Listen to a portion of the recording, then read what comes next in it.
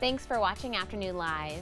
Our next guest says to heal our loneliness, we should trust our intuition to guide us to our village. Here to explain, we welcome back personal growth strategist and author of Build Your Village, Florence Ann Romano. It's great to see you, my friend.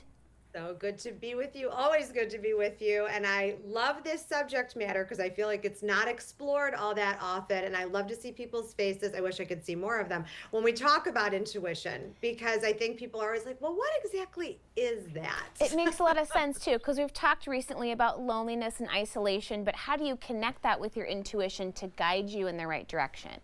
Well, I always say that we're born with intuition. That is something that is innate within us. But as we get older, something strange happens. We start to edit the intuition out. And I understand why we do that. You know, we have life experiences and the world changes around us and things are challenging and heartbreaking and a lot of emotions and feelings come into play. So it's difficult to always trust that gut feeling or what your heart is saying because you're layering on a lot of different experiences in your life that tend to, again, edit out or censor out that intuition. But intuition, I believe, and maybe not everyone would agree with me, but intuition, I think, is a muscle. In order for us to continue nourishing our intuition, watering our intuition, we need to actually surround ourselves with people, with things, an environment that is going to productively and proactively help us be able to tap into that gut instinct. Right, and then what about the idea of what your gut instinct is telling you versus your other instinct to please people around you and make everybody happy? I mean, those things must be at odds with each other a lot of the time. I know we've talked about people pleasing and how we're both recovering people pleasers, and we always will be. And I'm the first to admit it. But there is a difference between following your gut and following expectations. And a lot of people think that when they are following their intuition, that sometimes that can feel like they're abandoning themselves in some sort of way because they're not conforming or they're not fitting in. And so that tends to not feel great. Someone said to me the other day, and I loved this, I'm going to let it kind of loop around in my brain as much as I can. They said, if you're afraid to do something, it doesn't mean that you're not safe. And I loved that just because you're afraid of doing something, it doesn't mean that it's not safe.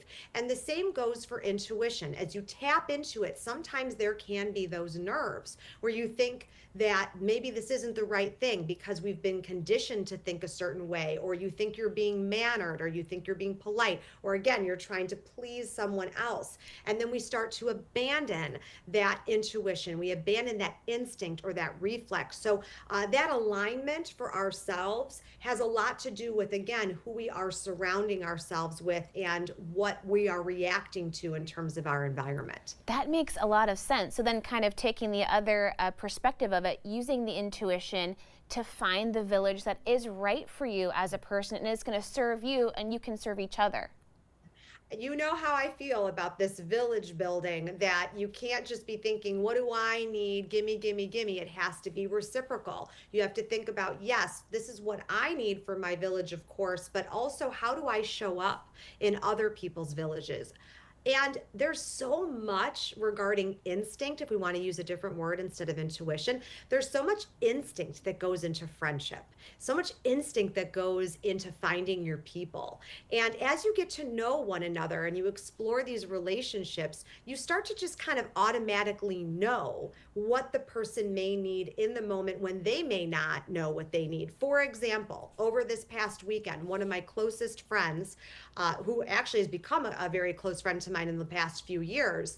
But her daughter ended up in the ER, and she called me and was telling me about it. The ER is literally 2 minutes away, and I said, I'm going to be there in just a minute. And she said, no, no, no, you don't have to come. And I was like, no, no, no, I'm on my way. And so I know that with her, that was appropriate for me to go and sit next to her. But that may not be the case with every single friend. I can think of 5 right now that I'd be like, if they said do not come, I would not go, because that would be impeding on their privacy or stepping over those boundaries. But as you start to get to know people, and that's your job in a friendship, is to get to know them and how they tick and what means something to them, what's important to them, what showing up means to them. You can start just following that gut instinct. And that's what it was for me. I just didn't even think. I just said, I'm going.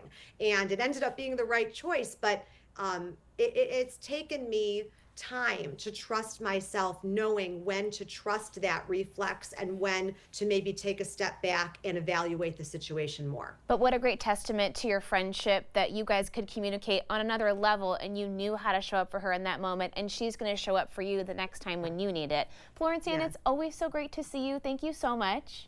So good to be with you, my friend. Trust that instinct. It's never serving you wrong, I have to say. We're going to do it. Okay, again, Florence Ann's book is Build Your Village, and we'll have more information on our website at katu.com.